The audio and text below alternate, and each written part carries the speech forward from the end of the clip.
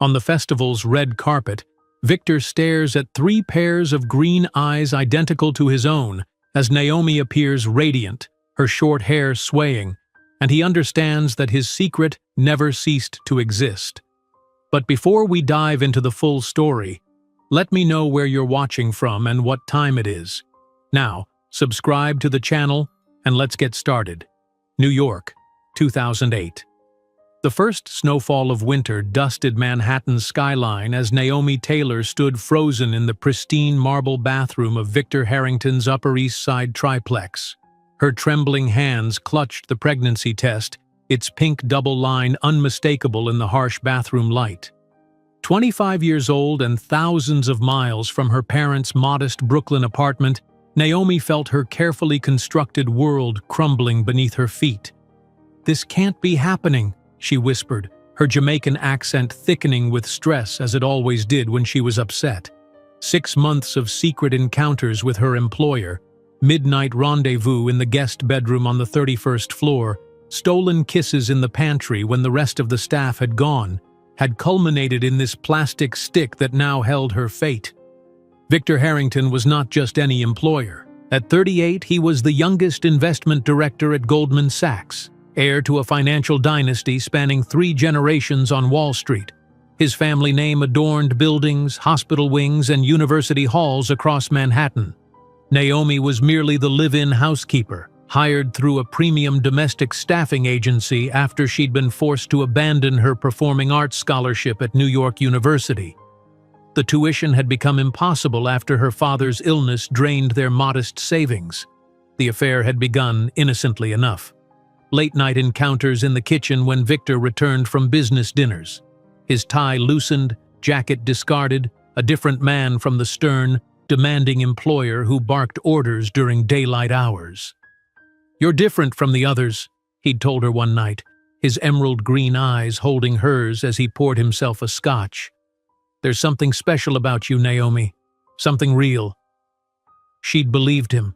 Believed every whispered promise, every lingering touch, every implicit suggestion that their relationship transcended the stark employer-employee divide. Now, with morning sickness making her uniform feel tighter each day, Naomi realized how naive she'd been. She rehearsed her speech while changing the sheets on his California king bed, smoothing Egyptian cotton with mechanical precision while practicing the words. "I'm pregnant. I thought you should know. I understand if you need time to process." Each scenario she imagined ended with Victor embracing the news, perhaps after initial shock. After all, he'd whispered, "You're amazing," against her skin countless times. That had to mean something. Thursday afternoon, she finally gathered her courage. Victor was reviewing reports in his mahogany-paneled study, the Manhattan skyline a glittering backdrop through floor-to-ceiling windows.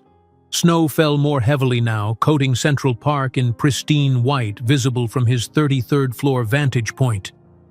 "Mr. Harrington," she began formally, standing in the doorway, hands clasped to stop them from shaking. "May I speak with you?" He didn't look up from his documents. "Make it quick, Taylor. I have a conference call in 15 minutes. She stepped inside, closing the heavy door behind her. This was the first time she'd entered his study during working hours. It felt like trespassing. "I'm pregnant," she said, the words tumbling out before courage deserted her. The silence that followed cut sharper than the winter wind howling against the panoramic windows. Victor's Mont Blanc pen paused mid-signature, hovering above a contract. "That's impossible," he finally responded, still not looking up. "We took precautions." Apparently, they weren't enough. It was then that Victor Harrington finally raised his gaze to meet hers. Those emerald eyes, so seductive weeks before, now cold as the East River in January. "How far along?" "Clinical, detached. Almost 3 months." He closed the leather portfolio with a dry snap. "And you're certain it's mine?" The question landed like a slap. "Of course it's yours. There hasn't been anyone else." Victor leaned back in his Italian leather chair, studying her as if she were a disappointing investment. A black housekeeper from Brooklyn expecting a mixed-race child from the Harrington heir? Do you comprehend the absurdity of that, don't you?" Each word carved away another piece of her heart. Naomi struggled to breathe, to remain standing while her world collapsed. "I'm weeks away from making partner," he continued, his voice emotionless. "There's a marriage being negotiated with the Rothstein daughter. Their family controls half the real estate in Midtown." He shook his head slowly. "Did you really think this was more than temporary entertainment?" Naomi remained motionless, his words hitting her like blades. "I'll be generous because you've been discreet thus far." Victor opened his drawer, withdrew his checkbook, and scribbled with his Mont Blanc. $20,000, sufficient to solve your problem and start over somewhere else, perhaps Chicago, or better yet, go back to Jamaica. New York clearly isn't for you." "I won't get an abortion," Naomi declared, her voice steadier than expected. Victor's laughter echoed through the office. "Then use the money to raise your bastard. But understand something, Taylor. I was born to command. You were born to serve. People like you don't mix with people like me. That's the natural order of things." He extended the check. "I'll be traveling to London tomorrow. I want you and your things gone by then." Naomi stared at the check, the amount a pittance compared to the golden parachutes Victor negotiated for failing CEOs daily. An insulting sum to erase a human life. Her child. Their child. "How can you be so cruel?" she whispered. "I thought what we had was real." Something flickered in his eyes. Regret, perhaps, or simply irritation at having this inconvenient conversation. "What we had was convenience, Taylor. You were here. You were willing. That's all." His phone buzzed and he glanced at it. "My call is in 5 minutes. Will there be anything else?" The dismissal couldn't have been clearer. Naomi placed her house key on his desk. "No, Mr. Harrington. There's nothing else." That November night, under a merciless rain, Naomi left the luxurious Fifth Avenue building carrying a suitcase and a check insufficient to secure a dignified future anywhere in New York. The doorman, who had always greeted her warmly before, avoided her eyes as she walked out the service entrance for the final time. In the crowded subway back to Brooklyn, she cried silently, remembering each whispered promise, each moment of false intimacy. Her parents would be devastated. Devout Christians who had sacrificed everything to bring their family from Kingston to America, they had dreamed of her becoming the first college graduate in their family. Instead, she would return home unmarried and pregnant. As the train rumbled beneath the East River, Naomi placed her hand on her still flat stomach. "I don't know how," she whispered to the life growing inside her, "but I promise you'll never feel unwanted. We'll make it somehow." She couldn't have known then that somehow would involve being thrown out of her parents' home, her father's thundering voice declaring her dead to them. Couldn't have foreseen the tiny basement room in Bedford-Stuyvesant she would rent, or the 2 exhausting jobs she would take. Receptionist at a dental clinic by day, waitress at a Williamsburg diner by night. When the train emerged from the tunnel, Manhattan's glittering skyline receded behind her, a fairy tale kingdom where she had briefly, foolishly thought she belonged. The rain streaked the windows, distorting the lights of the city that had first welcomed, then crushed her dreams. "One day," Naomi whispered, steel entering her voice as she watched Manhattan disappear. "One day, Victor Harrington will look at me not as the housekeeper he discarded, but as the woman he should have valued. One day, he'll realize what he threw away." As the rain lashed against the subway windows, Naomi couldn't imagine that 15 years later, at an elite gala in the Metropolitan Museum of Art, Victor Harrington would bow before the woman he had dismissed as insignificant, now transformed into the magnate who would buy the remains of his failing empire. Rain pelted Naomi's face as she trudged through Brooklyn's dimly lit streets, her suitcase wheels catching on cracked sidewalks.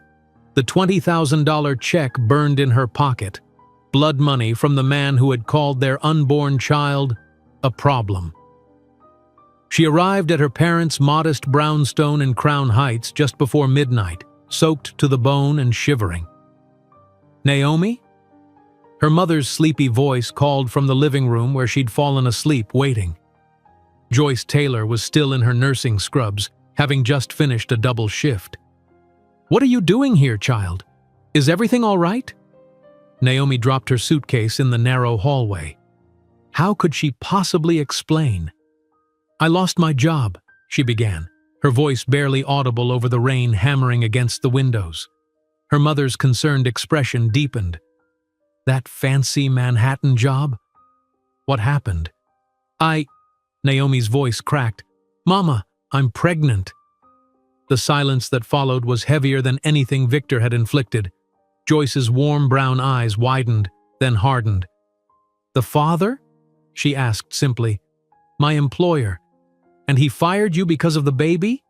Naomi nodded, tears finally spilling. Joyce sighed deeply, the weight of generations of black women who had faced similar betrayals evident in her shoulders. "Your father can't know tonight. He's sleeping. Tomorrow we'll figure this out." But morning brought no solutions, only thunder. "Pregnant by your white boss? Do you have any idea what you've done?" Samuel Taylor's voice boomed through the small apartment. A deacon at their Jamaican Pentecostal church, he'd built his entire identity around respectability and hard work. "After everything we sacrificed to get you that university scholarship. Daddy, please, no daughter of mine spreads her legs for her employer like some plantation throwback." His fist came down on the dining table, rattling dishes from the breakfast no one was eating. Joyce tried to intercede. "Samuel, she needs our help now." "Help? She needs Jesus and common sense, not help. We raised her better than this." For 3 days, Naomi weathered the storm of her father's disappointment and her mother's tearful prayers. On the 4th morning, she found Joyce in the kitchen, her eyes red-rimmed but resolute. "Your father won't change his mind," she whispered, pressing folded bills into Naomi's palm. $200. It's all I have from my emergency fund. He says you have until tonight to leave."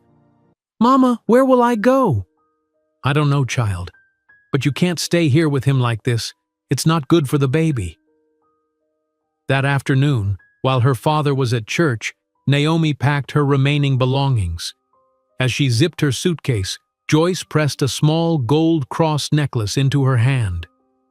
"My mother gave this to me when I left Jamaica. Now I give it to you. Remember, God hasn't abandoned you, even if it feels that way." With a final embrace that felt like goodbye, Naomi stepped back into uncertainty. The subsequent 2 weeks became a blur of rejections. Rental applications denied due to her unemployment and pregnancy. Friends from college suddenly too busy to return calls. The check from Victor remained undeposited. Accepting it felt like validating his dismissal of their child's worth. Finally, through a bulletin board posting at a women's clinic, Naomi found a basement apartment in Bedford-Stuyvesant, a far cry from the Manhattan luxury she'd grown accustomed to. The ceiling leaked, the single window sat at street level, and roaches scattered when she flipped the light switch. But at $800 monthly, it was all she could afford. Using Victor's check for the deposit and first month's rent left her with little for essentials. The pregnancy made standing for hours excruciating, but she had no choice. A position as a receptionist at a dental clinic in Flatbush covered daytime hours, while evenings meant waiting tables at an all-night diner in Williamsburg. "You're too slow," Barry, the diner manager, barked one night, gripping her arm as she struggled to balance a tray of dishes. "Customers are complaining. One more night like this, and you're done." Naomi nodded, too exhausted to argue. 16-hour workdays while battling morning sickness had hollowed her. Dark circles shadowed her once bright eyes, and her uniform hung loose everywhere except her gradually swelling midsection. 4 months into her pregnancy, Dr. Eleanor Kim frowned at the ultrasound screen during Naomi's checkup at the free clinic. "Ms. Taylor, when was your last full night's sleep?" she asked, moving the transducer across Naomi's abdomen. "I don't remember," Naomi admitted. Working 2 jobs left little time for rest. The doctor's frown deepened as she studied the monitor. "I need to check something." She adjusted settings, moved the wand again, then called over her shoulder, "Rachel, can you get Dr. Williams in here?" Naomi's heart rate spiked. "Is something wrong with my baby?" "Not wrong, doctor," Kim replied cautiously. "Just unexpected." Dr. Williams, a maternal-fetal medicine specialist, entered and studied the screen intently. "Yes, I see them. Good spotting, Eleanor." "See what?" Naomi struggled to sit up. "What's happening?" Dr. Williams turned the screen toward her. "Ms. Taylor, you're not having a baby. You're having 3 identical triplets." The room spun. 3 babies? On her meager income?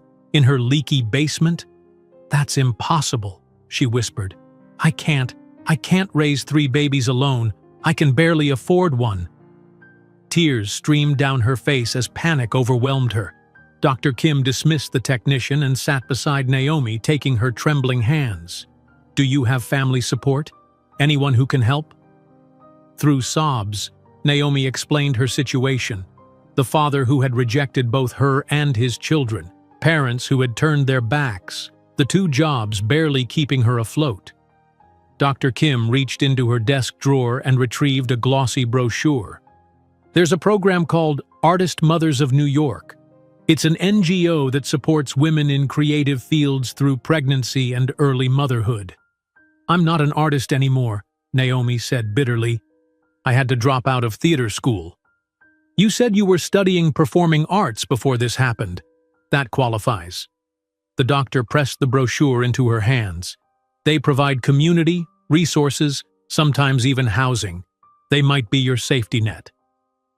3 days later, Naomi sat nervously in a circle of women at a community center in Greenwich Village, the brochure crumpled in her sweaty palm.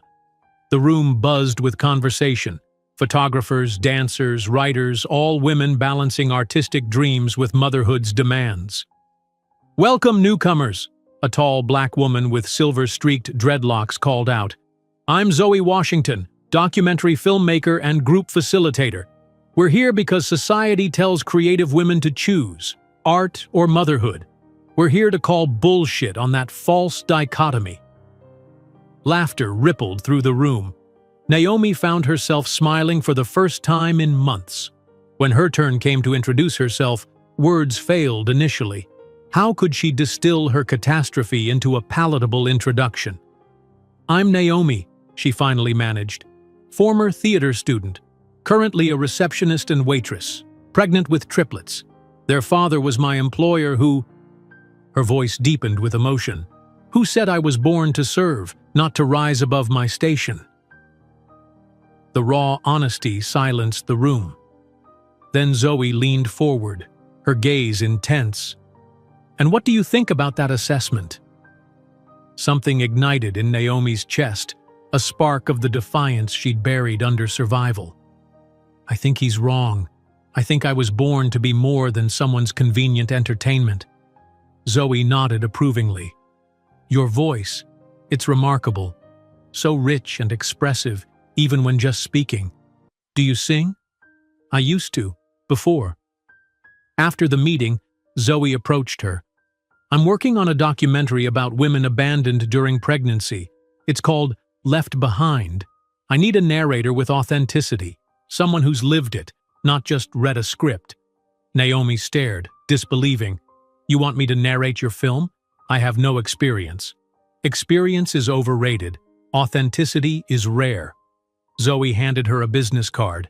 "The pay is modest, $4,000 for the session, but it might be a foot back into the creative world." $4,000, almost 5 months' rent. In June of 2009, 7 months pregnant with a prominent triplet belly, Naomi sat in a dimly lit recording booth. Behind the glass, sound engineers adjusted levels while Zoe directed. From the top, Zoe instructed, "Remember, you're not just reading words. You're speaking for every woman who's been discarded when she became inconvenient." Naomi closed her eyes, one hand resting on her swollen abdomen. When she spoke, her voice carried the weight of her journey. "They tell us we are strong when what they mean is we have no choice but to endure. They praise our resilience when what they should question is why we must be resilient in the first place. The recording session lasted 4 hours. When she finished, the control room erupted in applause. The sound engineer wiped tears from his eyes. "That was incredible," he said. "Your experience comes through in every word." 2 weeks later, contractions woke Naomi at 3 in the morning. Too early, too soon. The babies weren't due for another month. When the ambulance arrived at her apartment, Zoe was already there, having responded immediately to Naomi's panicked call. "I've got you," Zoe promised, squeezing her hand as paramedics transferred her to a stretcher. "You and those babies are not alone anymore."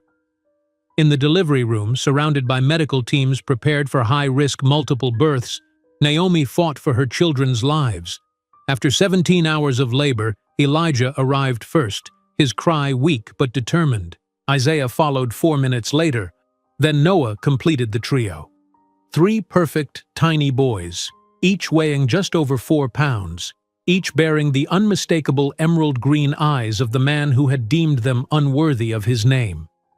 As Naomi placed her finger in each tiny palm through the incubator's port, a nurse remarked, "Those green eyes are breathtaking. Did they get them from their father?"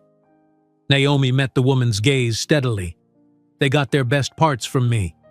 While her newborn sons fought in the NICU, Naomi found unexpected allies. The Artist Mothers Network organized meal deliveries to her apartment. A furniture designer donated 3 handcrafted cribs. A photographer offered free newborn portraits once the boys came home. During those first grueling months of motherhood, while recording the narration for Left Behind, Naomi discovered something unexpected. Her voice, once valued only for its ability to take orders in a luxury penthouse, was now opening doors she thought permanently closed. When Left Behind won the special jury prize at the Tribeca Documentary Festival, Naomi's phone rang with her first professional offer, a supporting role in an independent production, specifically written after the director heard her narration. While assinava seu primeiro contrato profissional na área criativa, Naomi não poderia prever que sua voz, a mesma que Victor Harrington havia silenciado, se tornaria uma das mais reconhecidas e valiosas da indústria de entretenimento. The sound of her voice, the same voice Victor Harrington had dismissed as insignificant, filled the recording studio with an emotional depth that left the production team speechless.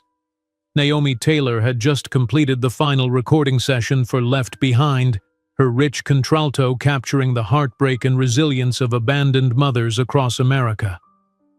"That's a wrap," called the sound engineer, his eyes suspiciously moist. "Naomi, I've recorded A-listers who couldn't bring half the authenticity you just delivered." 7 months pregnant, her triplet belly straining against the maternity dress Zoe had lent her, Naomi struggled to rise from the padded stool. Pride temporarily overshadowed her exhaustion. She had earned $4,000 in 2 days of recording, more than a month of combined wages from her other jobs. "You've given this project its soul," Zoe said, helping her gather her things. "The director's already talking about festival submissions." As they left the studio, a sharp pain sliced through Naomi's abdomen. She gasped, clutching the doorframe. "Naomi?" Zoe's voice seemed distant through the sudden fog of pain. "Something's wrong," she whispered, feeling warmth trickle down her inner thigh. "The babies, they're coming." The next 12 hours passed in a blur of hospital corridors, urgent medical terms, and waves of excruciating pain. At 34 weeks, the triplets were dangerously premature. A team of neonatal specialists stood ready as Naomi fought through labor, Zoe firmly gripping her hand. "You can do this," Zoe whispered fiercely when Naomi whimpered that she couldn't continue. "Those boys need their warrior mother." Elijah arrived first at 4:17 in the morning, his cry barely audible, weighing 4 pounds, 3 ounces. Isaiah followed 11 minutes later, slightly smaller but louder. Noah, the smallest at 3 pounds, 15 ounces, emerged last, silent until a doctor stimulated his tiny chest. 3 identical miniature humans, each connected to monitors and oxygen, were whisked to the NICU before Naomi could properly see their faces. 6 hours later, a nurse wheeled her to the neonatal intensive care unit. 3 incubators formed a triangle in the corner, each containing a tiny form wrapped in tubes and wires. Naomi pressed her hand against the clear plastic, tears streaming unchecked.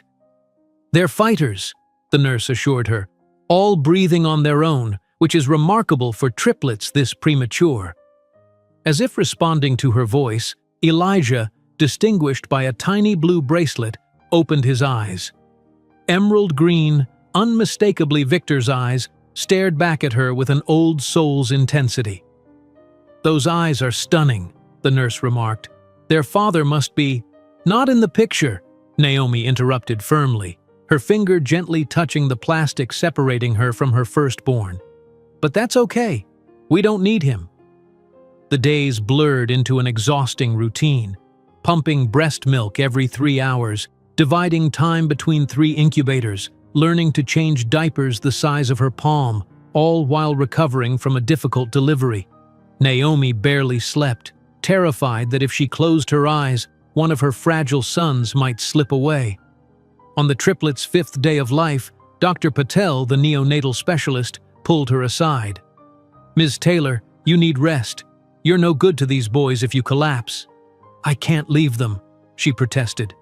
"You won't be," Zoe interjected, appearing at the NICU entrance. "The Artist Mothers Network has organized a rotation. Someone will be here every hour you can't be." Naomi stared at the small group of women behind Zoe, artists, musicians, writers, all nodding reassuringly. "But they're my responsibility." "It takes a village," an older painter named Ruth said simply. "Today, we're your village." For the first time since the birth, Naomi slept for 6 uninterrupted hours in Zoe's guest bedroom, waking to find 3 carefully labeled bottles of pumped milk in the refrigerator that she didn't remember preparing. After 23 days in the NICU, the triplets, now each over 5 pounds, were discharged on the same summer morning. Naomi's basement apartment, transformed by the Artist Mothers Network, now contained 3 second-hand cribs, a changing station, and more newborn supplies than she could have afforded in a year.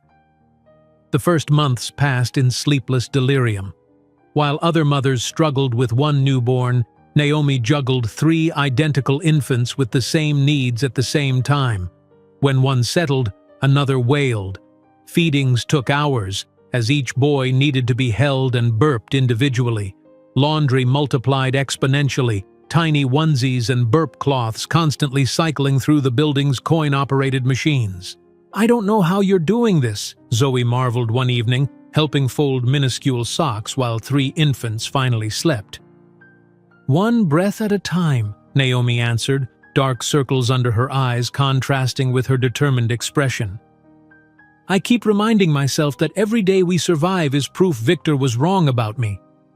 Their survival depended on the kindness of the artistic community. A composer watched the triplets while Naomi interviewed for part-time reception work. A costume designer altered donated clothes to fit their tiny frames. A photographer took professional portraits in exchange for Naomi's narration on her art installation audio guide. When the boys reached 9 months, sitting up, babbling, their identical faces showing unique expressions despite identical features, Naomi received an unexpected call from Zoe. "Turn on PBS now," her friend demanded without greeting. Naomi fumbled for the remote while supervising the triplets on their playmat. The television flickered to life, showing a documentary festival award ceremony. For its unflinching portrayal of maternal abandonment and resilience, the special jury prize goes to Left Behind, directed by Marcus Chen, narrated by Naomi Taylor. The phone slipped from her fingers as she watched Marcus accept the award, explicitly thanking the extraordinary voice of Naomi Taylor, whose lived experience breathes truth into every word. The recognition led to Naomi's first acting offer since abandoning her theater studies, a supporting role in an independent film by a director who'd been moved by her narration. "It's only 5 scenes," the director explained over coffee while Zoe watched the triplets. "But your voice. There's something about it that communicates both vulnerability and strength. Exactly what this character needs." The modest payment would cover 3 months' rent, a financial breathing space Naomi hadn't experienced since the boy's birth. Life settled into a grueling but manageable rhythm. Part-time receptionist work, occasional voiceover gigs, and motherhood's constant demands. The boys grew, developing distinct personalities despite their identical appearance. Elijah, firstborn and watchful. Isaiah, musical from his earliest coos. Noah, quietest but most intensely observant. On a particularly difficult night shortly before their 2nd birthday, all 3 toddlers spiked fevers simultaneously. After hours of alternating cool baths, medicine administration, and soothing cries, Naomi finally collapsed into her bed at 3 in the morning, too exhausted even to change from her vomit-stained shirt. Unable to sleep despite her fatigue, she reached for an old tablet Zoe had given her, a cast-off from a technology upgrade. Opening a blank document, she began typing what she intended as simply a therapeutic release. "He said I was born to serve, not to rise. He said our child was a problem to be solved with a check. He never imagined there would be 3 of them, 3 perfect mirrors of his eyes, growing up without his name or his money. 3 reasons I get up when exhaustion tells me to stay down." Words poured out until dawn light filtered through her basement window. When she finally looked up, 30 pages of raw, honest prose filled the screen. The skeleton of a screenplay about a Caribbean immigrant housekeeper discarded by her wealthy white employer when she became pregnant. 3 days later, Zoe stopped by with groceries and found Naomi frantically typing while the triplets napped. "What's this?" she asked, glancing at the tablet. "Nothing. Just therapy." Naomi tried to close the document, but Zoe gently took the tablet. Silence fell as she scrolled through the pages, her expression growing increasingly animated. After several minutes, she looked up with wide eyes. "This isn't therapy, Naomi. This is gold. Raw, unpolished gold. It's just my story. Nobody cares about a housekeeper getting pregnant by her boss. This isn't just about pregnancy. It's about power, race, class, the American myth of meritocracy." Zoe sat beside her on the worn couch. With some structure and development, this could be an incredible screenplay. Naomi stared at her tiny apartment, at the 3 toddlers sleeping on a shared mattress in the corner, at the stack of past-due notices on her counter. "I'm going to finish it," she said suddenly, a new resolve hardening her voice. "I'm going to write our story, and it's going to pay for their future." Zoe squeezed her hand. "Yes, you are, and I'll help however I can." That night, after tucking her sons into bed, Naomi placed 3 gentle kisses on 3 identical foreheads. "I promise," she whispered to their sleeping forms, "I'll transform this pain into something that will make you proud one day." Hunched over her tablet in the dim light of her apartment, Naomi couldn't imagine that those pages born from pain would transform into the screenplay that would open Hollywood's doors and place her name among the industry's most coveted new talents. Dawn broke over Brooklyn as Naomi established her new routine. The alarm blared at 4 in the morning, jolting her from precious few hours of sleep. She silenced it immediately, holding her breath as she glanced toward the corner where her 3 sons slept on their shared mattress. Their synchronized breathing remained undisturbed, a small miracle she counted on for these precious morning hours. Padding silently to the tiny bathroom, she splashed cold water on her face and stared at her reflection. Dark circles shadowed her eyes, and at 28, fine lines had begun to appear at their corners. Motherhood and hardship were aging her prematurely, but determination burned in her gaze. 4 hours, she whispered to herself. 4 hours to write before they wake. The tablet's blue glow illuminated her face as she settled at the rickety kitchen table. Opening the document titled Broken Chains, she'd abandoned the working title Born to Serve as too bitter. She immersed herself in the world of Nadia, her protagonist. a Jamaican immigrant housekeeper whose wealthy employer discards her upon learning of her pregnancy. The words flowed easily, particularly when she channeled Victor's dismissive cruelty. "People like you don't mix with people like me," she typed, the fictional Marcus telling Nadia the same words Victor had spoken in his mahogany-paneled study 3 years earlier. Her fingers trembled slightly, but she pushed through, transforming personal humiliation into art. By 7:30, the first stirrings from the boys' corner signaled the end of her writing time. Naomi quickly saved her work, another 10 pages completed, before switching modes. Breakfast preparations, diaper changes, and the orchestrated chaos of dressing 3 active toddlers consumed the next hour. "Mommy work now," she explained, kissing each identical forehead as she dropped them at the subsidized daycare center 2 blocks away. The monthly fee consumed nearly half her receptionist's salary, but allowed her to work the 8 to 3 shift at Williamsburg Family Dentistry. Dr. Goldstein's office was mercifully understanding about her situation. "My mother raised 4 children alone after my father died," the elderly dentist had told her during her interview. "Single mothers are the strongest people I know." Still, the hours behind the reception desk drained her. Scheduling appointments, filing insurance claims, and maintaining a professional smile while worrying about her son's welfare required constant emotional labor. During her lunch break, she often found a quiet corner to scribble notes for evening writing sessions, character insights that flashed through her mind between phone calls. At 3:15, she rushed to collect the triplets, now fully verbal at almost 3 years old and bursting with energy. The hours between pickup and bedtime were a whirlwind. Dinner preparation, baths, stories, and the occasional meltdown requiring superhuman patience. Only after 8:30, when 3 pairs of emerald eyes finally closed, could she return to her manuscript. Often exhaustion overwhelmed her creative drive, her head nodding over the tablet until she gave in to sleep. But determination pushed her forward. Each completed page represented one step closer to financial independence, one more proof that Victor Harrington had underestimated her. Zoe became her first reader and informal editor, stopping by weekly to review new pages while the boys played. "This dialogue is brilliant," she commented one evening, reading a confrontation scene where Nadia finally stands up to her former employer. "You've captured the power dynamic perfectly." "It's what I wish I'd said," Naomi admitted, folding a mountain of tiny socks, instead of standing there taking his abuse. "You're saying it now," Zoe replied, "and millions will hear it when this becomes a film," Naomi scoffed. "If it becomes a film." "When?" Zoe insisted. "This story needs to be told. 6 months of this punishing schedule, writing at dawn, working all day, mothering all evening, writing again until exhaustion, produced a complete first draft.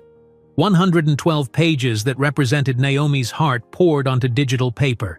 She titled it Broken Chains, a story of captivity and freedom, service and sovereignty. On a chilly November evening, 3 days before the triplets' 3rd birthday, Naomi sat at her kitchen table counting coins from a jar labeled Birthday Fund. $7.43, she murmured, disappointment crushing her chest. After rent, utilities, daycare, and groceries, she'd managed to save only this pitiful amount for her son's celebration. Not enough for even a modest cake from the bakery, let alone the small presents she'd hoped to provide. Her phone buzzed with an email notification. Probably another bill, she thought wearily, but opened it anyway. The subject line made her blink in confusion. Sundance Institute Writers Lab, application result. 2 months earlier, Zoe had insisted she apply to the prestigious program, which provided mentorship to emerging screenwriters. The application fee had been steep, $50 she could ill afford, but Zoe had covered it as an early Christmas gift.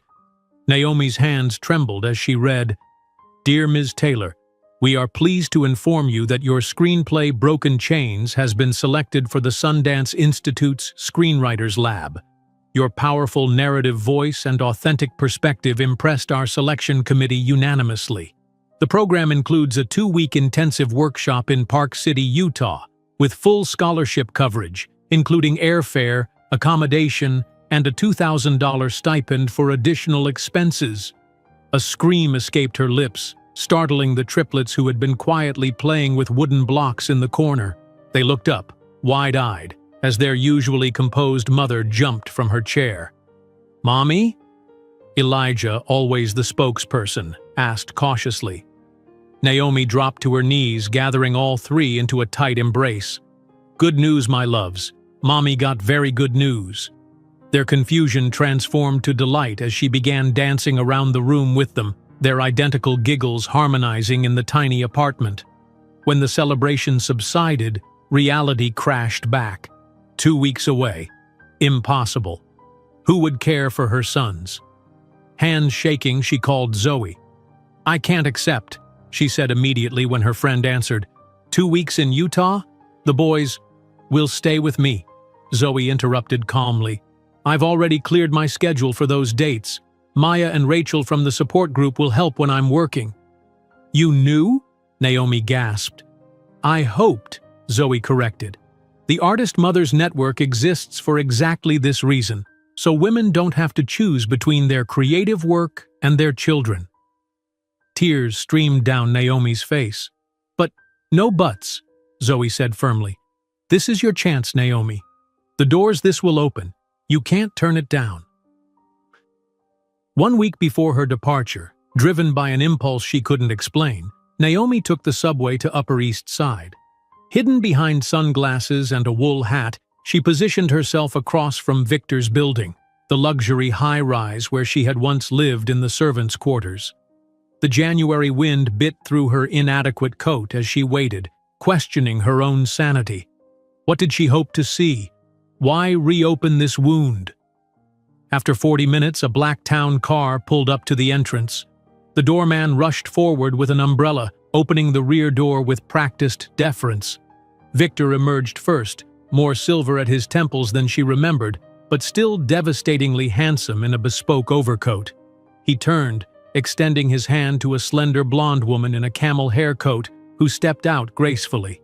Behind her came a small boy, perhaps 2 years old, with Victor's distinctive features and coloring. The perfect family portrait. Father, mother, son. Singular. The life Victor had chosen instead of acknowledging his 3 identical sons currently napping in a Brooklyn basement apartment. Something hardened in Naomi's chest as she watched Victor lift his legitimate son, adjusting the boy's cashmere scarf with paternal tenderness. The same hands that had written her dismissal check now carefully protected this chosen child from the cold. Back in her apartment while the triplets slept, Naomi opened her worn journal, a dollar store purchase that had become her confidant through the hardest nights. In careful script, she wrote, "Today I saw what you chose instead of us. Your heir, your perfect genetic continuation, carried in your arms with pride. Today I also received confirmation that the story you never wanted told will be nurtured by the most prestigious film institute in America. One day, Victor Harrington, you will look at me not as the housekeeper you discarded but as the woman you should have valued. One day, our sons will be living proof of your greatest mistake, and when that day comes, I won't need revenge. My success will be punishment enough. I promise by Elijah, Isaiah, and Noah, we will not merely survive, we will dominate this city that tried to destroy us." As she packed for Utah, entrusting her precious sons to Zoe's care, Naomi carried this promise like armor around her heart. The Sundance Institute would be her crucible, transforming raw talent into professional skill. She would return not just as a mother fighting for survival, but as a voice demanding to be heard. While boarding the plane to Salt Lake City, script tucked securely in her carry-on, Naomi couldn't predict that in less than 5 years, she would be the one choosing which projects to finance with her own production label. The Utah mountains faded behind her as Naomi's plane descended toward New York, her mind still buzzing with the transformative 2 weeks at the Sundance Screenwriters Lab. Her manuscript, once a therapeutic outpouring of pain, had been refined into a professional screenplay under the guidance of industry veterans who saw in her raw talent what Victor had failed to recognize: her innate ability to transform suffering into art. Zoe waited at the arrivals gate, the triplets bouncing excitedly beside her. At 3 years old, they had grown noticeably in just 14 days, their identical faces lighting up when they spotted their mother. "Mommy!" they chorused, rushing toward her with synchronized enthusiasm. Naomi dropped her bag, kneeling to gather all three into her arms, inhaling their familiar scent. "My loves, I've missed you so much." "Did you write a movie?" Noah asked, his vocabulary the most advanced of the three. "Yes, baby, Mommy wrote a movie." What followed was a whirlwind unlike anything Naomi could have imagined. Broken Chains generated immediate interest after the Sundance Lab, with 3 independent production companies competing for rights. The bidding war, modest by Hollywood standards but life-changing for a single mother barely scraping by, ended with Vertical Films offering $400,000 plus a percentage of future earnings. "This is standard boilerplate language," explained the entertainment lawyer Zoe had insisted she hire, pointing to contract clauses during a tense negotiation meeting in a sleek Tribeca office. "But we want to modify this section about rights to sequels and adaptations." Naomi sat stiffly in her only professional outfit, a navy blazer from a consignment store and slacks she'd altered herself, while across the table, 2 experienced producers in designer suits assessed her. Zoe sat beside her, occasionally whispering guidance. "We're offering considerably above market for a first-time screenwriter," said Michael Stein, Vertical's head of development, especially one with no formal training. "You're offering market rate for a screenplay that generated interest from 3 companies," Zoe countered smoothly. "The lack of formal training is irrelevant. The voice is authentic precisely because it comes from lived experience." After 3 hours of negotiation, Naomi signed the contract with a hand that trembled slightly. $400,000 for the screenplay and adaptation rights, plus 5% of net profits. The sum was staggering to someone who had been counting coins for birthday cake money mere months earlier. Production moved rapidly. Veteran director Gabriela Fuentes, known for her unflinching portrayals of marginalized experiences, signed on immediately after reading the script. "This story cut through my chest," Gabriela told Naomi during their first meeting. "It's not just about abandonment, it's about America's broken promises to those who come seeking better lives." Filming began in Brooklyn, using real locations that mirrored Naomi's own journey. She visited the set whenever childcare allowed, watching actors breathe life into characters born from her pain. Zaria Mbeki, the acclaimed actress playing Nadia, sought Naomi out between takes. "How did you survive such humiliation without breaking?" Zaria asked during a lunch break while crew members reset for the next scene, Nadia being evicted from her employer's mansion in the rain. Naomi watched her sons playing near the craft services table where a production assistant was helping them select fruit. "I broke 1,000 times," she answered quietly, "and I rebuilt myself 1,001. The film, produced on a modest $3 million budget, premiered at the Cannes Film Festival in May of 2013. Naomi, now 30 years old, sat in the ornate theater, her hands clasped tightly in her lap. The triplets, formally dressed in identical miniature tuxedos, sat beside her, unusually subdued by the grand surroundings. When the credits rolled, silence held the audience for 3 breathless seconds. Then, like a wave breaking, applause thundered through the theater. People rose to their feet, turning toward where Naomi sat with her children. The applause continued, swelling rather than diminishing, as attendees recognized the raw truth they had witnessed. "Mommy, why are they clapping so long?" Isaiah whispered, his small hand clutching hers. "Because they feel what we've been through," she whispered back. 12 minutes. The ovation lasted 12 full minutes, timed by festival officials. When Gabriela Fuentes beckoned Naomi to join the cast and crew on stage, she hesitated only briefly before taking her son's hands. "Come with Mommy," she told them. You deserve this moment as much as I do." The sight of Naomi Taylor ascending to the stage, 3 identical boys in tow, became the festival's defining image. Under the blinding lights, she approached the microphone, her voice steady despite her racing heart. "Thank you for recognizing this story," she began, "and allow me to introduce Elijah, Isaiah, and Noah, my producers." Laughter rippled through the audience. "No, I'm serious. Without them, this film wouldn't exist. They are my reason for writing, for persevering when giving up seemed logical.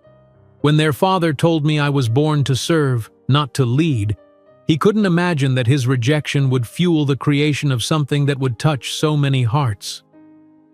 Camera flashes exploded as photographers captured the moment. 3 small boys with identical emerald eyes standing proudly beside their mother as she accepted the festival's Best Screenplay award. The next morning, Naomi's phone rang incessantly with calls from major studios offering development deals. The New York Times featured her family's photograph on the front page with the headline, "From Adversity to Triumph, New York's Newest Voice." "You need to capitalize on this momentum," urged her newly acquired agent, a formidable woman recommended by Gabriella. "I have offers from Warner, Universal, 3 streaming platforms, all wanting first-look deals for your next project." Sitting in her modest Brooklyn apartment, now decorated with the triplets' artwork and a framed Cannes Festival poster, Naomi made the decision that would define her career. "I'm turning them all down," she announced to Zoe, who had stopped by to help sort through the overwhelming number of offers. "What? Naomi? These are career-making opportunities. Working for someone else means serving their vision, not mine." Naomi opened her laptop, showing a business plan document she'd been developing. "I'm starting my own production company. I'll use the screenplay advance and award money as seed capital." Zoe stared at her friend with newfound respect. "You're serious. Deadly serious. I'll call it Triumph Productions. We'll focus exclusively on stories about women who survived abandonment and found power in their resilience." Her agent was appalled. "You're rejecting a 7-figure development deal to start a company in your apartment? With no experience in production?" "I had no experience in screenwriting either," Naomi countered. "Sometimes inexperience is an advantage. You don't know what's supposed to be impossible." The first office of Triumph Productions occupied 30 square meters in a rundown building in Queens, furnished with second-hand desks and a sagging couch where the triplets could nap after school. The rent consumed a significant portion of Naomi's remaining capital, but the space represented something priceless: autonomy. On the day she signed the lease, Naomi carefully hung a framed poster of Broken Chains on the wall, positioning it where clients would see it immediately upon entering. The film's tagline, "Some chains break you, others break for you," seemed appropriate for this new venture. The boys, now 4 years old and attending a community preschool on scholarship, solemnly helped their mother arrange her new office. "Is this our company, Mommy?" asked Elijah, always the first to speak.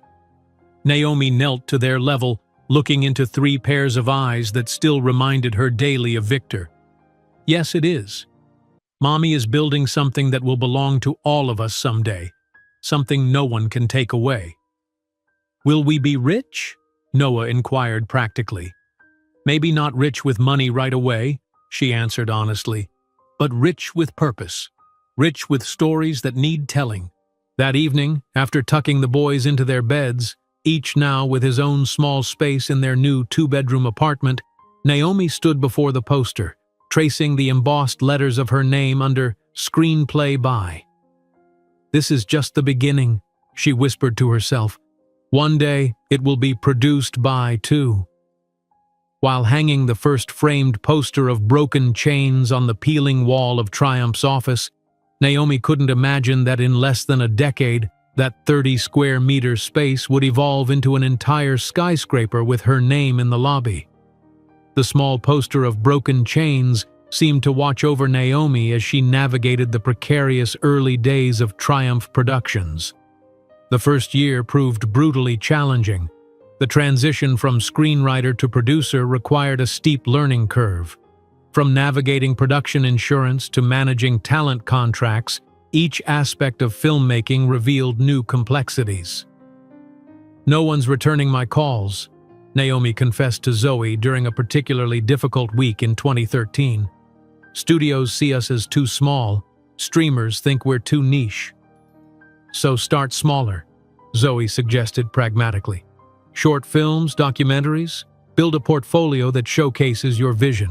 Taking this advice to heart, Naomi redirected her limited resources toward producing a series of short documentaries profiling women who had rebuilt their lives after abandonment.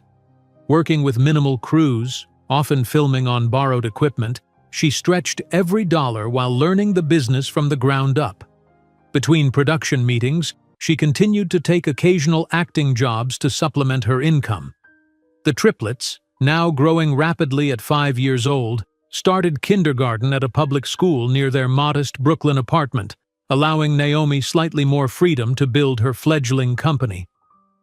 "Ms. Taylor," their teacher called one afternoon as Naomi picked them up, "I wanted to discuss the boys' assessments with you." Her heart sank, expecting problems. Instead, the teacher handed her 3 separate reports. "Elijah's mathematical reasoning is extraordinary. He's solving problems at a 3rd-grade level. Isaiah has remarkable musical aptitude. He was improvising melodies on the classroom keyboard that show sophisticated understanding of structure.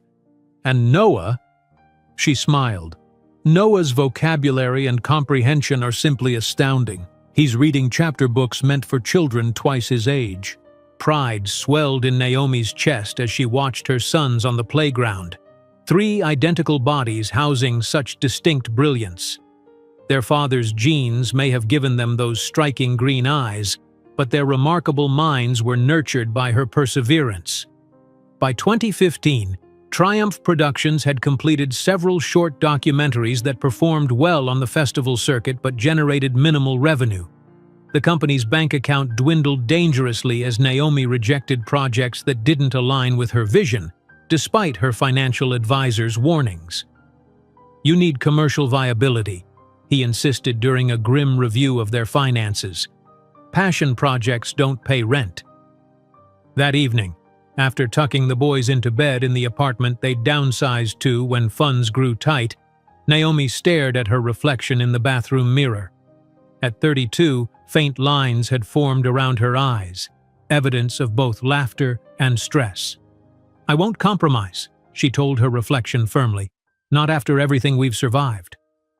The next morning, inspiration struck while she prepared breakfast for the triplets, now 7 years old and increasingly aware of their unusual family structure. "Mommy," Elijah asked, watching her flip pancakes, "why don't we have a daddy like other kids?" Instead of the simplified explanation she usually offered, Naomi found herself sharing more of the truth. "Your father didn't believe I could be successful without him. He thought women like me, single mothers, especially black single mothers, couldn't build something valuable." "That's stupid," Noah declared with 7-year-old certainty. "You built us, and we're valuable." His innocent wisdom sparked an idea. What if she created a documentary series about single mothers who had built successful enterprises, women who, like her, had been dismissed, abandoned, underestimated, yet thrived despite the odds? "Heroines Invisible," she titled the project, quickly outlining 6 episodes featuring mothers who had founded companies while raising children alone. Her excitement was quickly tempered when every major platform rejected the concept. "Single motherhood isn't aspirational content," one executive explained condescendingly. "Our viewers want escapism, princesses, celebrities, glamour." "These women are more heroic than any fictional princess," Naomi argued. But the meeting ended without a deal.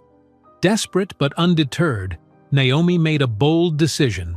"We'll finance it ourselves," she announced to her small team, now consisting of Zoe as creative partner and 2 recent film school graduates working for minimal pay.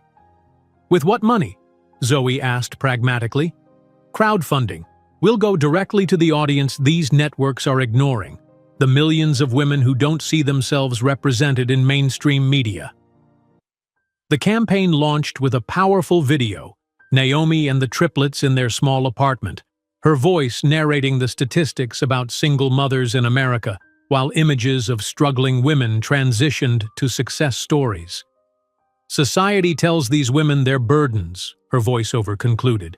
"We want to show they're actually the backbone of our economy. Help us tell their stories." The initial goal of $200,000 seemed ambitious for a company with no track record of full-length productions. But something unexpected happened.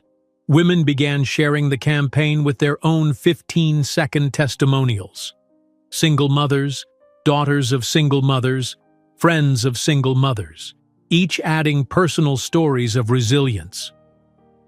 "My mother cleaned houses at night while studying nursing," one young doctor shared. "Now she's my inspiration for serving underprivileged communities." The campaign exploded, reaching its goal in 11 days and ultimately raising $1,200,000, 6 times their target. Production began immediately, with Naomi's team traveling across the country on shoestring budgets, staying in budget motels and carrying their own equipment to interview remarkable women. A baker in Detroit who built a national dessert brand while raising 4 children in a shelter. A Texas rancher who took over her ex-husband's failing business and transformed it into a sustainable agriculture model. A tech entrepreneur in Seattle who coded her first app during her newborn's nap times. When the first episode was roughly edited, Naomi released a 3-minute trailer online. The response was instantaneous and overwhelming. 1 million views in 24 hours, then 3 million, then 10 million. Then came the call she never expected. "This is Jeremy Wright from Netflix Acquisition," the voice said when she answered her cell phone while supervising the triplets' homework. "We've been watching your Heroines Invisible trailer making waves online. Perhaps we were hasty in our initial assessment." The irony wasn't lost on Naomi. The same platform that had rejected her concept now wanted to acquire it after public validation proved its worth. "We're prepared to offer a very competitive package," Wright continued. "Full distribution, marketing support, and potential for multiple seasons." "With full creative control remaining with Triumph," Naomi countered, her voice steady despite her racing heart. The negotiation resulted in a 5-year production deal valued at $45 million, a seismic shift in Triumph's trajectory. The contract, signed in Netflix's sleek Manhattan offices, included a critical clause: producer retains complete creative control over content and messaging. As Heroines Invisible debuted to critical acclaim and remarkable viewership metrics, Naomi's personal life transformed alongside her professional success. The Taylors moved to a sun-filled apartment in Brooklyn Heights, with a bedroom for each boy and, for the first time, a dedicated office space for Naomi. The triplets, now 7 years old, flourished in their new environment.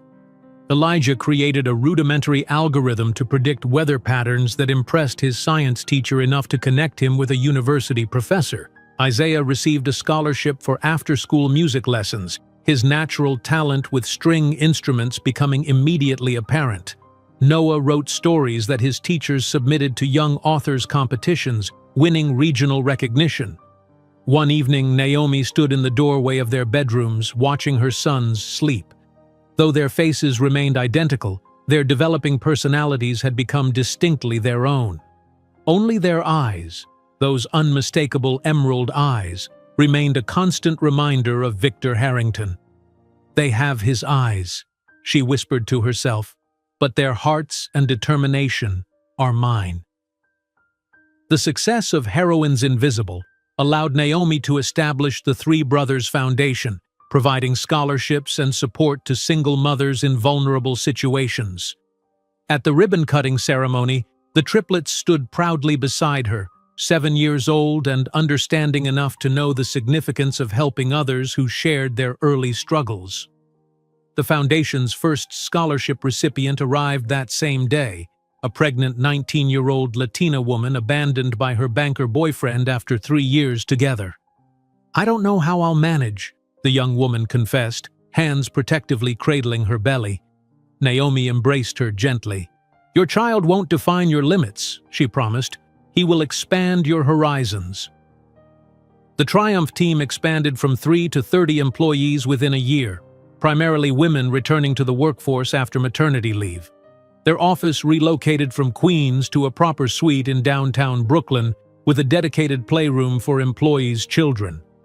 While signing the incorporation papers for Triumph Media, expanding the small production company into an entertainment conglomerate, Naomi couldn't imagine that in just 5 years, she would be poised to acquire the media company of the man who had said she was born merely to serve.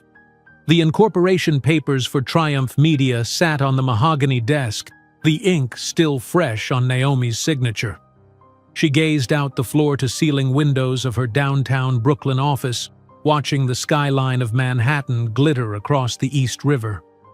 7 years had passed since she'd started Triumph Productions in that tiny Queens office with second-hand furniture and desperate determination. "Ms. Taylor?" Her assistant's voice came through the intercom. "Your 10 o'clock is here." "Send them in," Naomi replied, smoothing the lapels of her tailored Prada suit, a far cry from the consignment store blazer she'd worn to her first production meetings. The boardroom of Triumph Media hummed with anticipation as Naomi presided over the quarterly review.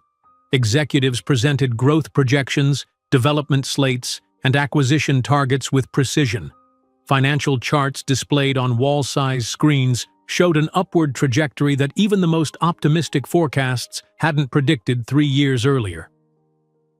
Fourth-quarter revenue exceeded projections by 17%, announced Marcus James, her chief operating officer and trusted lieutenant since the company's earliest days. "Our streaming division has surpassed all competitors in content engagement metrics for underrepresented audiences." Naomi nodded, absorbing the information with practiced calm. At 37, she had developed the poised demeanor of someone accustomed to power. The struggling single mother counting coins for birthday cake had transformed into a media mogul whose decisions affected thousands of careers and millions of viewers. "And the publishing division acquisition?" she inquired. "Finalized yesterday," Marcus confirmed. "Triumph Literary is officially operational. We've already signed 3 major authors whose work aligns with our mission." As the meeting concluded, Naomi remained seated while her team filed out. Marcus lingered behind. "Fortune magazine called again," he said. "They're insisting on an interview for their 50 most powerful women in business issue. Forbes, too." Naomi sighed. "Schedule the Forbes interview. Their business coverage is more substantive." "And the profile they want to do on the boys?" "Absolutely not," she replied firmly. "They're 14 now. Their privacy isn't negotiable." The triplets' protection from public scrutiny had become Naomi's obsession as Triumph's profile rose. Despite numerous offers for family features and even reality show concepts, she had maintained an impenetrable barrier between her sons and the media's prying eyes. Later that afternoon, Naomi's town car glided through Manhattan traffic toward the prestigious Dalton School. Though she could now afford a driver, she still preferred to pick up her sons personally whenever her schedule allowed. The boys had received full academic scholarships 3 years earlier, their exceptional talents impossible to ignore despite Naomi's attempts to give them normal childhoods. Waiting outside the imposing stone building, she watched as students streamed out in expensive uniforms. Her sons emerged together yet distinctly separate, no longer the perfectly identical trio of their younger years. At 14, they had each developed their own style within the school's dress code.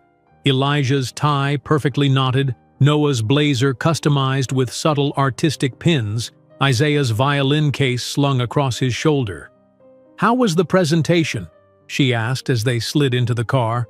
"I crushed it," Elijah replied with quiet confidence. "MIT's representative wants to see the full algorithm.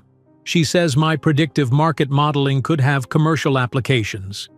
Naomi squeezed his hand, pride swelling in her chest. "And the recital, Isaiah?" "Carnegie Hall confirmed," he answered, his fingers unconsciously moving in silent practice. "April 17th, first chair for the Young Artists Showcase." Noah, her youngest, by 11 minutes, looked up from his notebook. "My editor sent final proofs. The novel goes to print next week. At 13, Noah had written a young adult novel exploring identity and belonging that had sparked a bidding war among publishers. The irony that Triumph Literary had been outbid for his debut wasn't lost on Naomi. At home in their Tribeca penthouse, deliberately purchased in a building newer and more exclusive than Victor's, Naomi watched her sons scatter to their various pursuits. Though they shared identical DNA and striking emerald eyes, their divergent passions had shaped them into distinct individuals. Over dinner, prepared by their part-time chef, another luxury Naomi still found surreal, the conversation turned to their father, as it occasionally did. Jason's dad showed up at career day, Noah mentioned casually. He talked about investment banking. Made me wonder what our father does. Naomi set down her fork carefully. We've discussed this. When you're ready to know more about him, I'll tell you everything. We're 14, Mom, Elijah countered. At what age do you consider us ready? She studied their identical faces, the perfect blend of her features and Victor's. It's not about age. It's about protecting you from painful truths. Like the fact that he didn't want us? Isaiah asked quietly. Or that he paid you to disappear? Noah added. Naomi's breath caught. How did you? We've always known the basics, Elijah explained. We've heard you talking to Aunt Zoe over the years. We know he was wealthy, powerful, and chose his reputation over acknowledging us. What we don't know, Isaiah continued, is his name, who he is, whether he ever regretted his choice. Naomi's hands trembled slightly. I've never lied to you. I've only waited for the right moment. Is there ever a right moment to learn you were unwanted? Noah's question hung in the air, painfully perceptive. Before she could respond, her phone chimed with Marcus's ringtone. She answered gratefully, needing the interruption. The researchers found something interesting, Marcus said without preamble. Victor Harrington was just named CEO of Harrington Financial Group following his father's retirement. Naomi's fingers tightened around the phone. Send me everything. After the boys retreated to their rooms, Naomi reviewed the confidential file her team had compiled. Victor's life since their parting had been a series of calculated moves and strategic failures. 2 marriages, 2 divorces, the second particularly messy and public. A financial scandal narrowly averted through family connections. The recent appointment as CEO seemed more nepotism than merit, as the Harrington Financial Group's value had decreased substantially under his leadership. Most interesting was the section about Harrington Media Ventures, the conglomerate's entertainment division, hastily sold off to generate capital after significant losses during the market downturn. The company was now underperforming under its new corporate parent. Subvalued assets, Naomi murmured, studying the portfolio. Untapped intellectual property. Incompetent management. A plan began forming in her mind, not born from vengeance, but from business acumen and perhaps a touch of poetic justice. The following morning, Marcus entered her office holding a silver envelope. It arrived by courier, the Metropolitan Museum of Art's Finance and Arts Gala invitation. Naomi accepted the luxurious card. Theme: Power and Legacy in Modern America. How appropriate. Considering Forbes just named you one of the 50 most powerful women in business, and we're the primary sponsors of the Contemporary Film Wing, your presence is more expected than requested, Marcus observed. Naomi examined the invitation, a subtle smile forming on her lips. It's time, isn't it? The boys are ready for their first major public appearance. Are you sure? You've always been so protective of them. They're 14, Marcus, and they're ready to understand who they are and where they came from. She paused, running her fingers over the textured paper. Besides, Triumph is about to announce the acquisition of Harrington Media Ventures. It would be appropriate for the family to be present for that milestone. Marcus's eyes widened. You've been planning this for years, haven't you? Naomi merely smiled, turning her attention back to the Manhattan skyline. I suggest Armani for Isaiah, perhaps Tom Ford for Elijah. Noah will probably insist on Alexander McQueen. The night before the gala, in her Tribeca penthouse, ironically on the same floor but in a newer, more luxurious building than Victor's former apartment, Naomi prepared her sons for their debut in New York high society. Tomorrow you'll meet people who govern this city. Observe, learn, but remember, you have nothing to prove to anyone. She adjusted Elijah's tie during their final rehearsal. You are tailors. Our strength comes from knowing who we are, not from who recognizes us. The three teenagers, now taller than their mother, solemnly nodded. With features that combined Naomi's Jamaican beauty and Harrington's aristocratic contours, they were an impressive sight, especially together. Will we have to answer questions about our father? Noah asked, always the most direct. Naomi paused, carefully choosing her words. Perhaps. And if asked, be honest. You don't know him. He chose not to be part of our lives. What Naomi didn't reveal to her sons that night was that, for the first time in 15 years, she and Victor Harrington would be in the same environment. Her research department had confirmed that the newly appointed CEO of the Harrington Financial Group would be present as the Met's Financial Committee representative, an obligation he couldn't avoid. On the morning of the gala, as she prepared, Naomi observed her reflection in the mirror. At 40, her features had matured with serene dignity. The exclusive Oscar de la Renta gown, created especially for the occasion, combined classic elegance with an undeniable subtext of unquestionable power. It wasn't merely beautiful, it was a statement. I'm ready, she murmured to herself, referring not just to the evening's event, but to the 15-year delayed reckoning. As her limousine approached the Metropolitan Museum of Art, Naomi Taylor, the same woman who had once cleaned Victor Harrington's penthouse out of necessity, took a deep breath, preparing to enter not as a guest, but as one of New York's principal arts patrons, accompanied by the three young princes of her empire.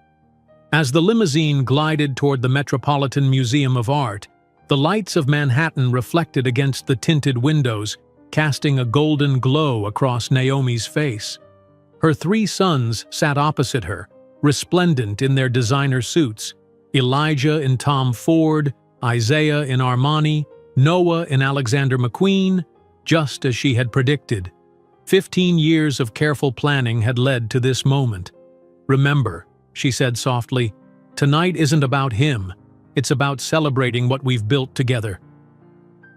The boys nodded in unison, their emerald eyes, Victor's unmistakable genetic signature, bright with anticipation. They had no idea they were about to come face to face with their biological father. The vehicle stopped at the museum's grand entrance where photographers and journalists lined the red carpet. As soon as the door opened, camera flashes erupted like lightning. The Taylor family's arrival had been anticipated, but the sight of Naomi with her three identical sons making their first public appearance created an instant sensation. Ms. Taylor, over here. Naomi, introduce us to your boys. Triumph Media's first family. Look this way. Naomi navigated the carpet with practiced grace, her Oscar de la Renta gown flowing behind her like dark water.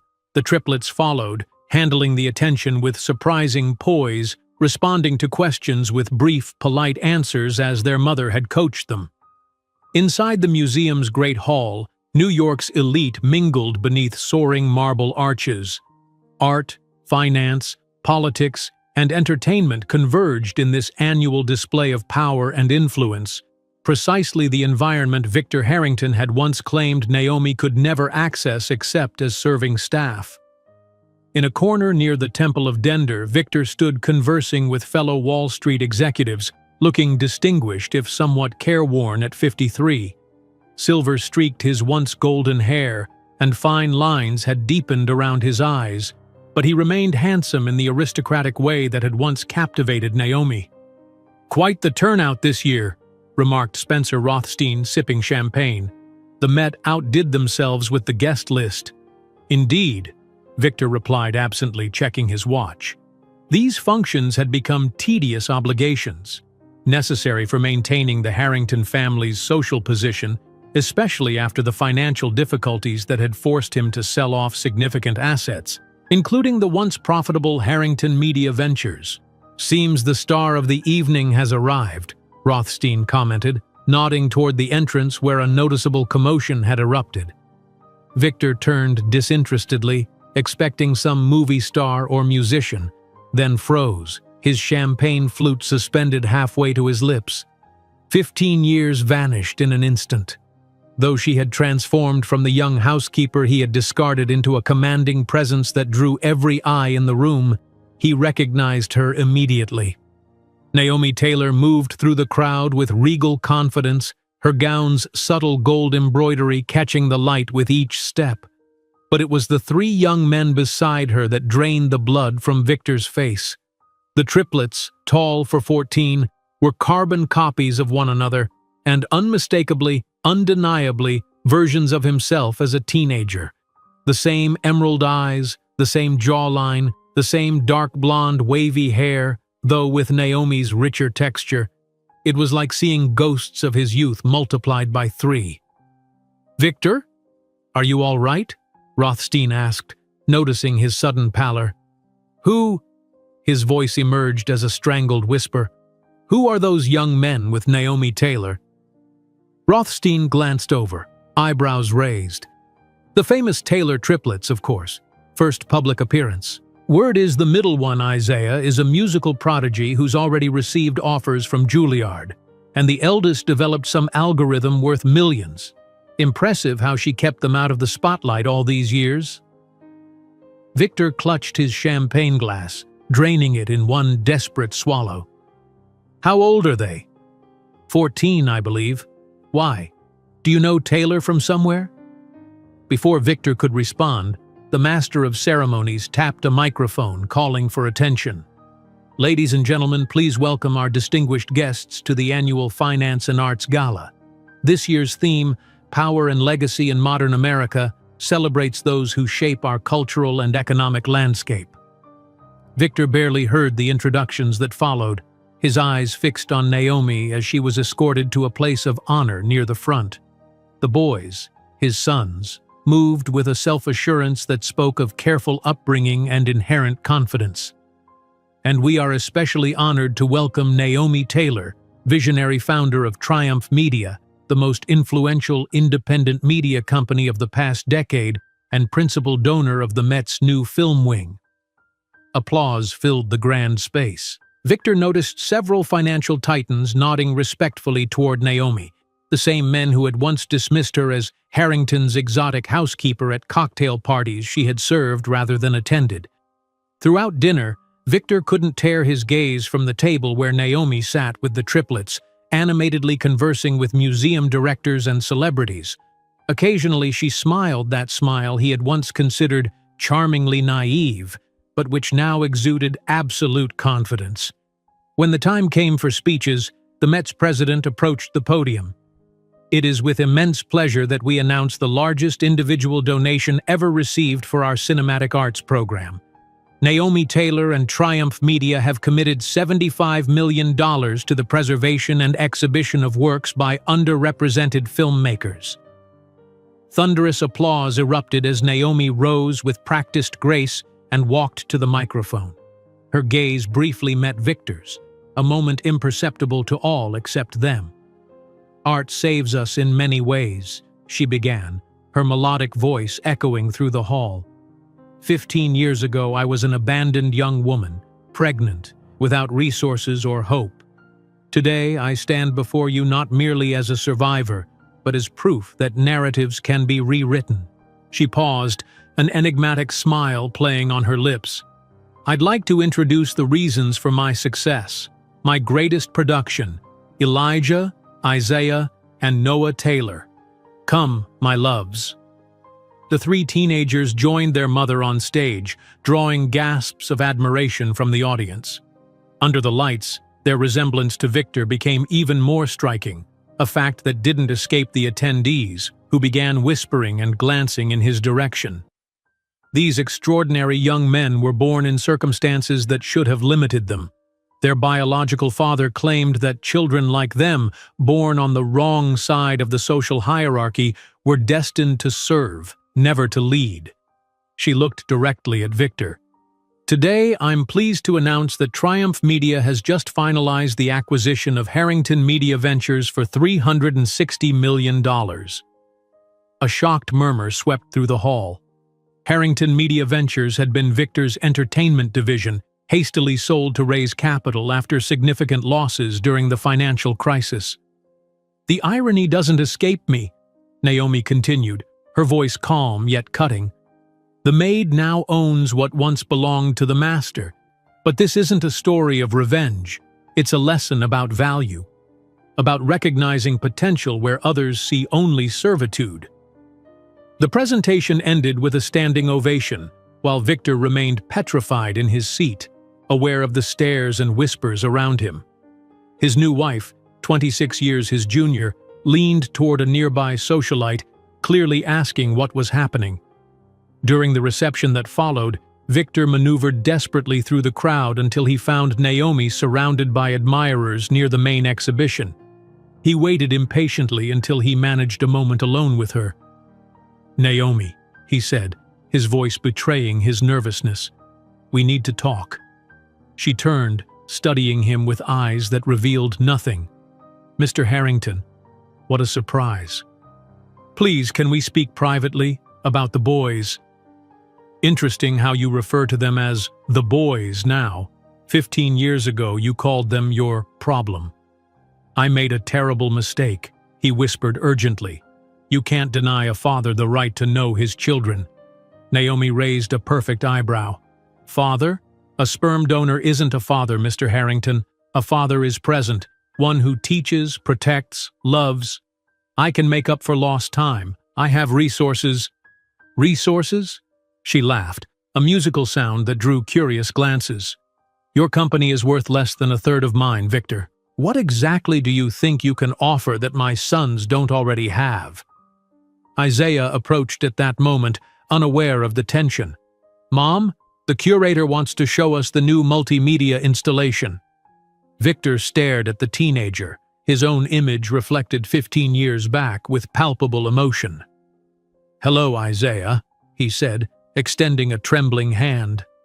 The young man looked at the extended hand with polite confusion. "Do we know each other, sir?"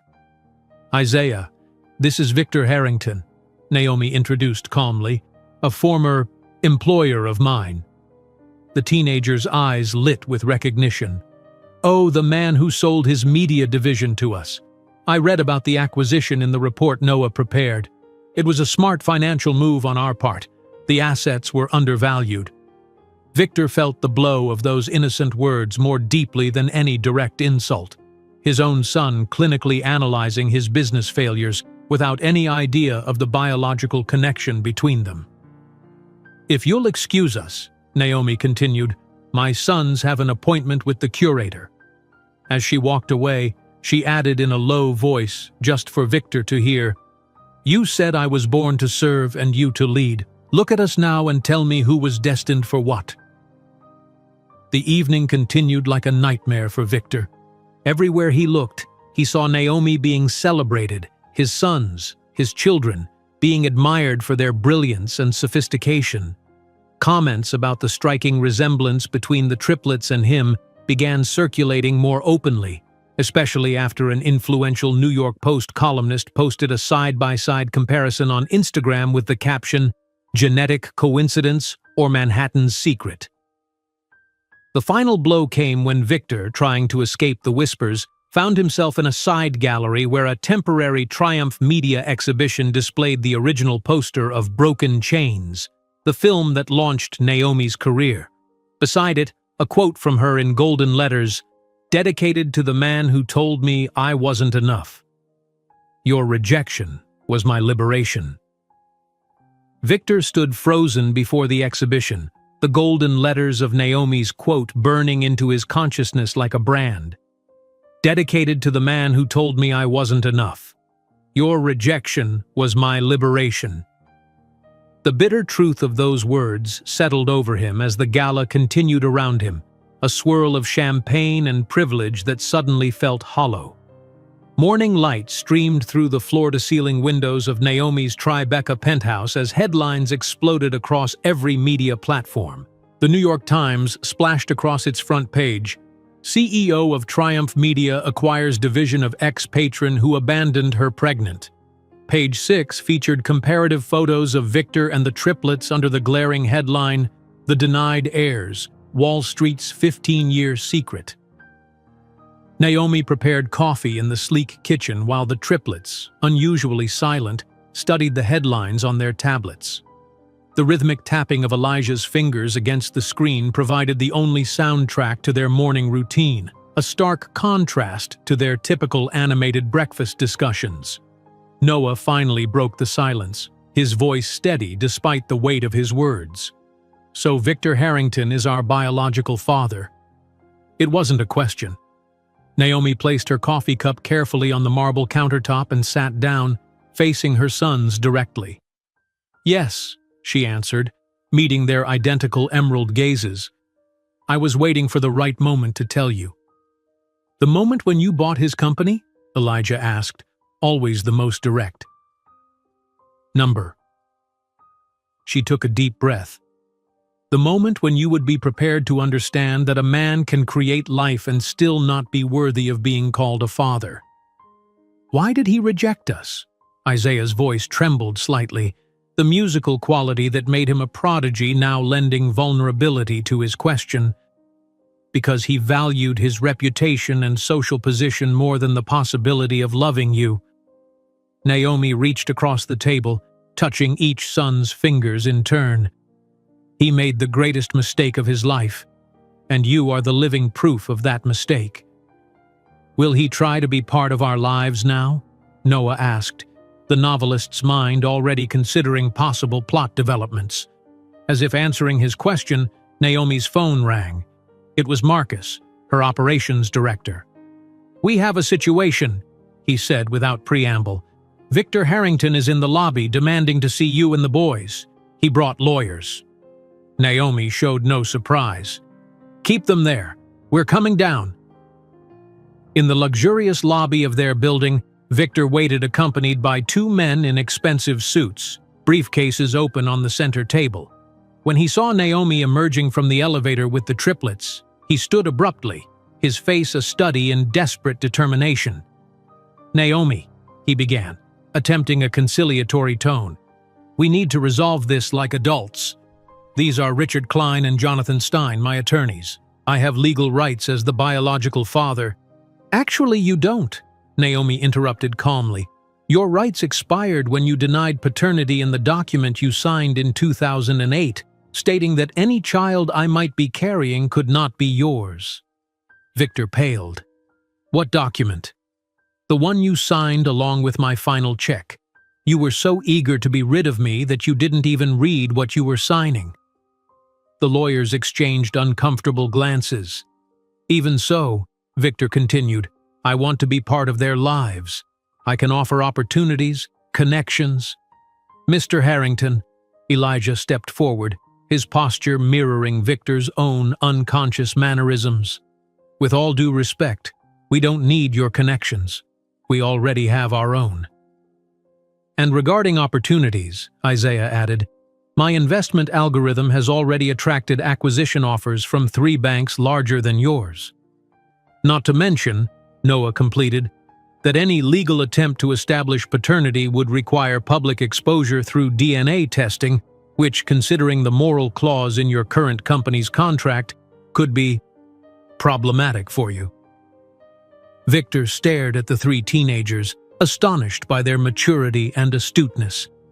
"You are extraordinary," he murmured. "Yes, they are," Naomi agreed. "And they became so without a penny or a minute of your time."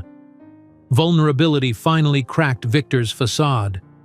"Please," his voice faltered, "I'm not asking to be your father. I know I don't deserve that. I'm asking for a chance to know you." The triplets looked at their mother, who nodded imperceptibly. This was a decision they would make. "We can consider occasional meetings," Elijah finally responded. "On our terms. without expectations of a paternal relationship. And without publicity, Isaiah added.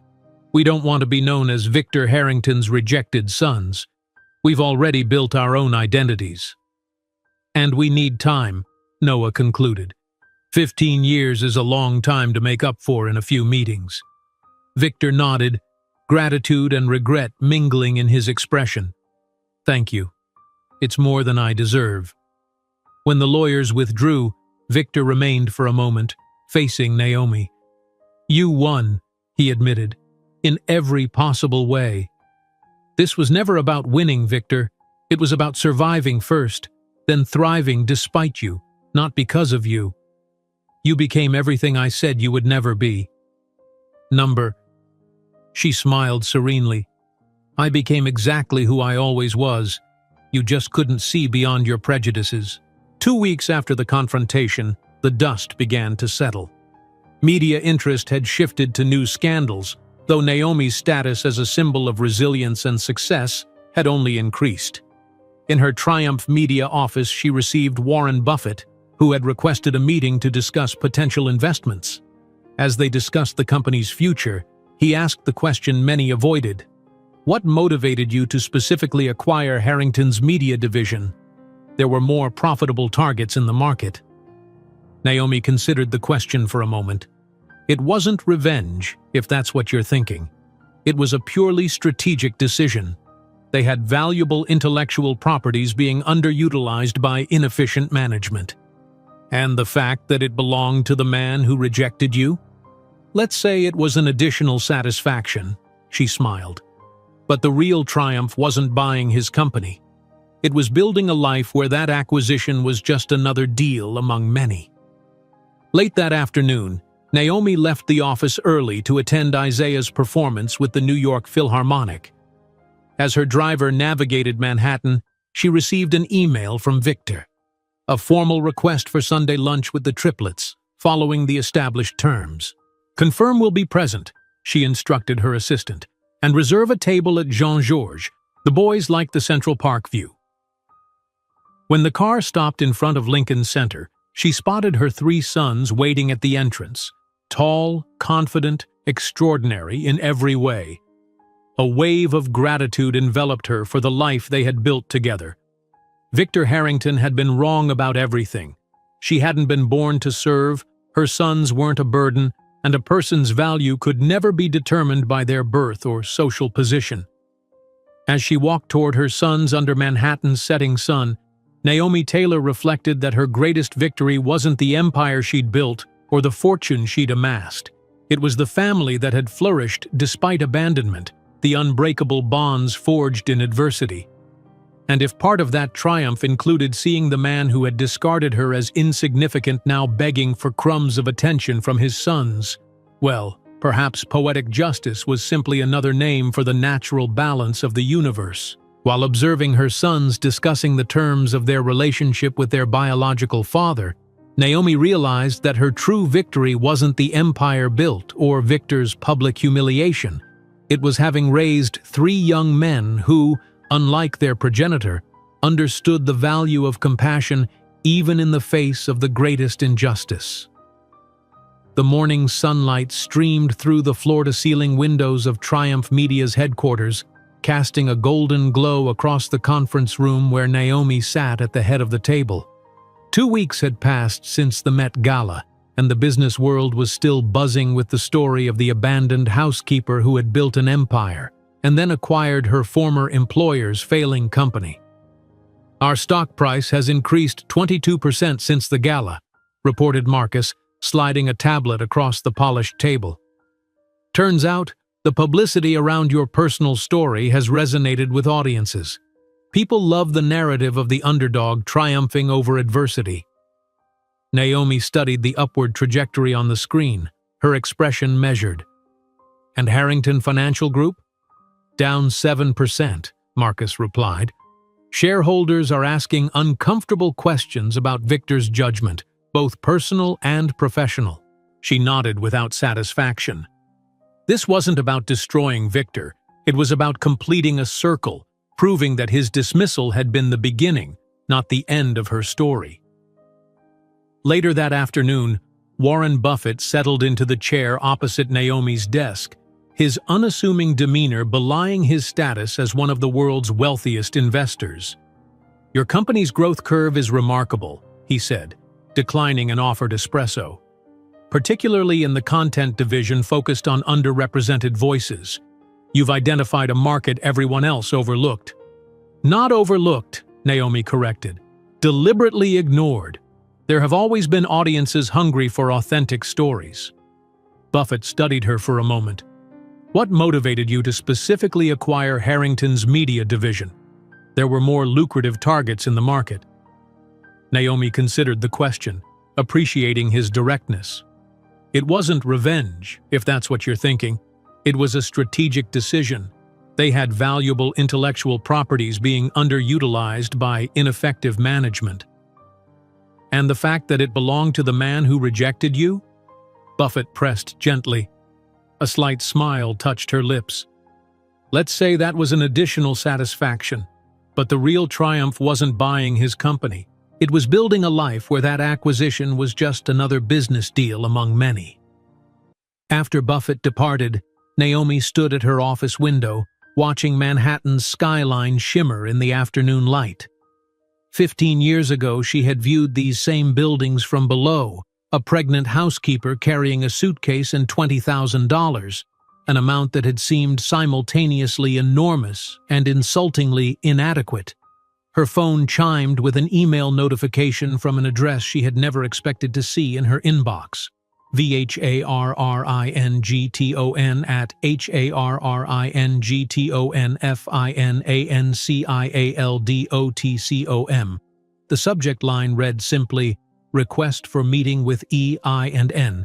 The carefully worded message proposed a Sunday lunch at a time and location of Naomi's choosing, following the terms established by the triplets. It was signed formally, "Respectfully, Victor Harrington," with no attempt at false familiarity. "Lisa," she called to her assistant through the intercom, "confirm we'll attend lunch on Sunday. Reserve a table at Jean-Georges. The boys like the Central Park view." That evening, Naomi left the office early to attend Isaiah's performance with the New York Philharmonic Youth Orchestra. As her car navigated the crowded streets, she reflected on how her definition of success had evolved. Once it had been simple survival, keeping her sons fed and housed. Later it became proving Victor wrong about her capabilities.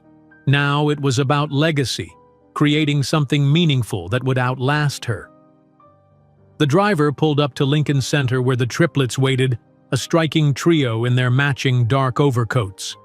At 14, they had grown into the early stages of the men they would become, confident, thoughtful, extraordinary, in ways that had nothing to do with their biological father's DNA.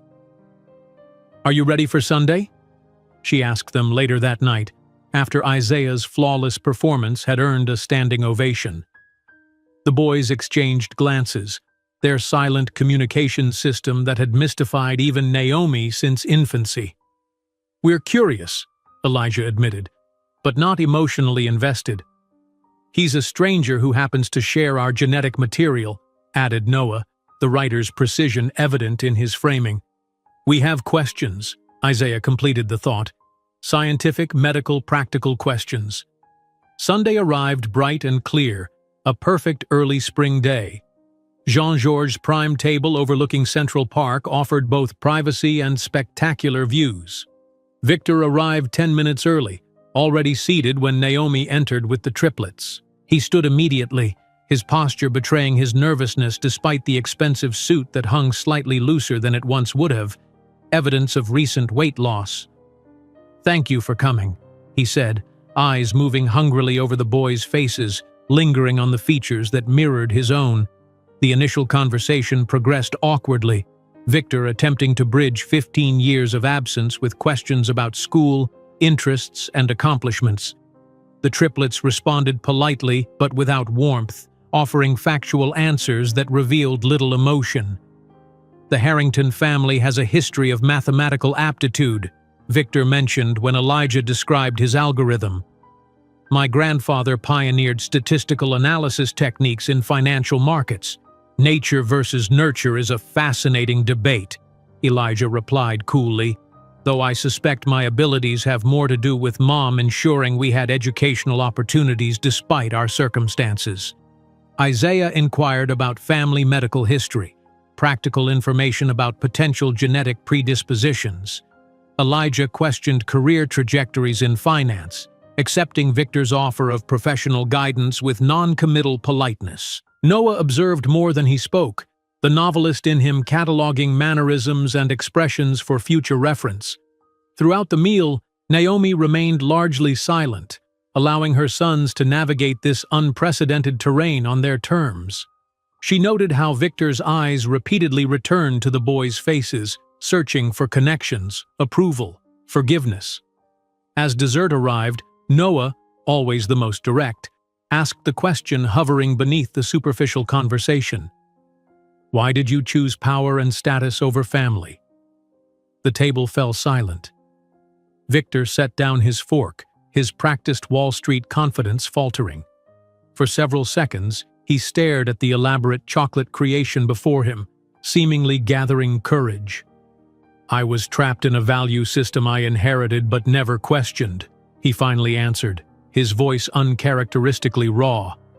My father measured worth entirely by status and achievement. I was raised to believe the Harrington name was everything, that maintaining its position required certain sacrifices. He looked directly at Noah.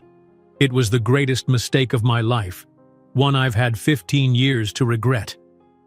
The honesty in his response seemed to affect the triplets more than any attempt at justification would have. Something subtle shifted in their posture.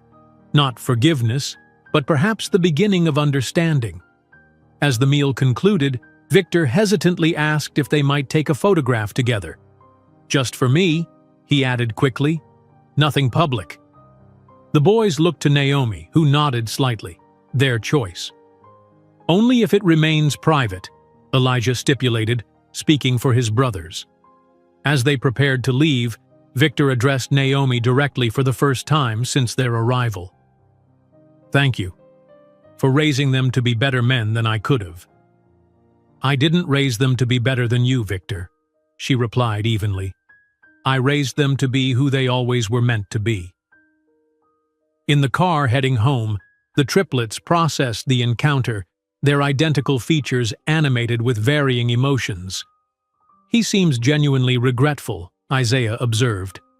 Regret is easy when you've already lost everything, Noah countered. He hasn't lost everything, Elijah corrected. He's still CEO of a major financial institution. He's lost us and Mom, which he only now realizes was the more valuable asset.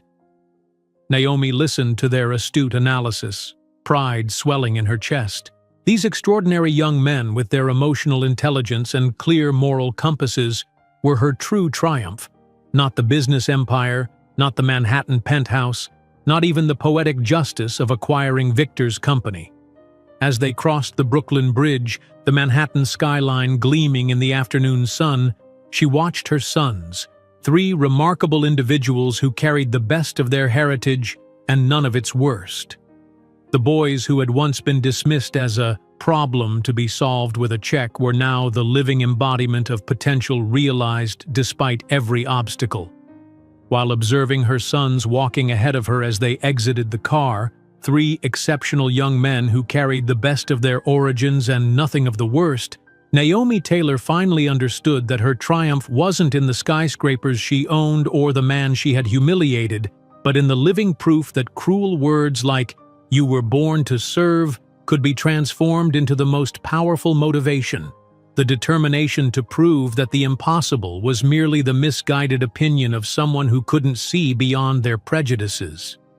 If you enjoyed today's video, I'm sure you'll love the next one. Don't waste time. Just click on the screen.